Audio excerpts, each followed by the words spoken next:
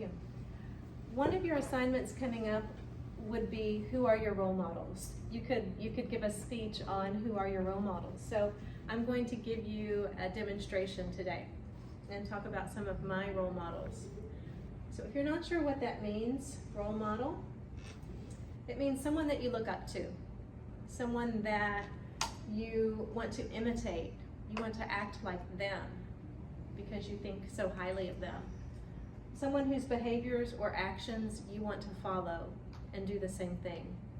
So I'm going to tell you about some role models that I met recently. Let me go back. Nope. Let me go back there. So recently, I was in the elevator of my building, and this elegant woman came in, and I started a conversation with her, and it turns out that she's in Boston, or she was in Boston, for her husband's tennis tournament. And you might think, oh, okay, well, no big deal. Except that her husband was 90 years old. Mm-hmm. So he's playing in a tennis tournament at the age of 90. And I thought, wow, that's pretty inspiring. I want to be like that when I'm 90 years old too. I want to have an active lifestyle. I want to be able to play tennis if I want to, or dance, or run, or do any of that. So I want to learn more about them and how he's able to do that. So I invited myself to his tennis match. I said, oh, could I come? And even though that was kind of a social faux pas, that's not really something you're supposed to do, this woman, Nancy, she graciously said, yes, you can come to the tennis match. We'd love to have you. And so when I got there, this is where it was at. Fancy, right? Like so fancy. I was so embarrassed that I had invited myself to this really swanky club. It was pretty embarrassing. But look at this nice grass. Let me turn the light off. Look at how gorgeous that is. This is in Chestnut Hill, and they say that the grass courts at this tennis club are better than the ones at Wimbledon in England. So that's what they say. So there we were. It was a beautiful day. We were watching the tennis match, and keep in mind, all the players on the tennis courts are over 40 years old.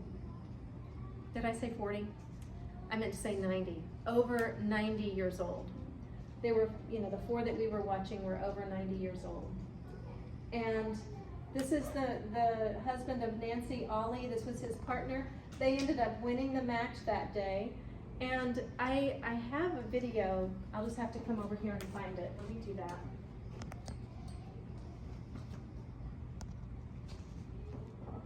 I want you guys to see. I want you to see Ollie in action. Thank you. Here we go. It's a short clip. This is Ollie back here. He's about to serve.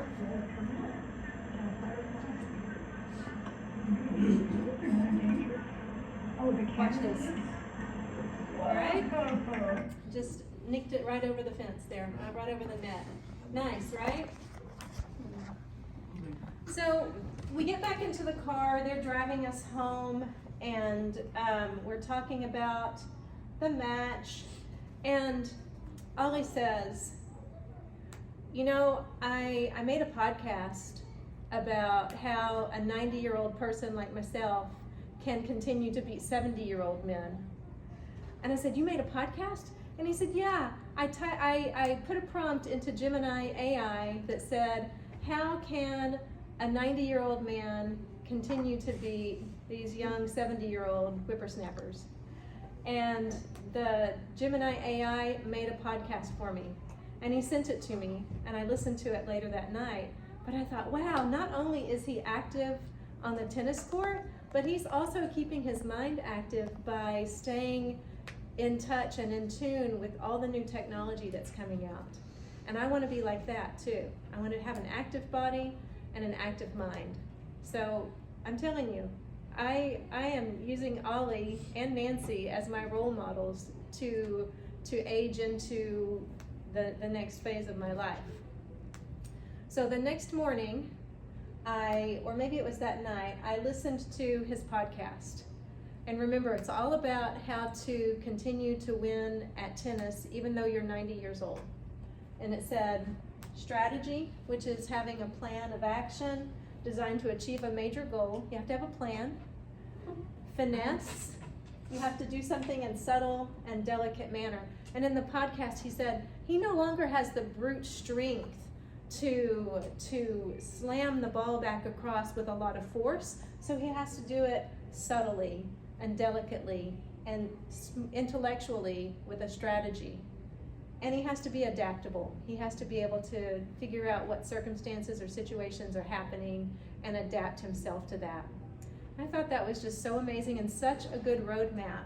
I woke up the next morning thinking about, okay, Sandy, how can you apply strategy, finesse, and adaptability to your life? And so this has become kind of my new mantra. Strategy, adaptability, finesse. Over and over, I'm trying to think about how I can use those actions to make my life better. And so here we are. This is me, Ollie, and his beautiful, elegant wife, Nancy, at the club that day. And I just wanted to share with you that these are my new role models, and maybe they can be yours as well. Thank you. Thank you.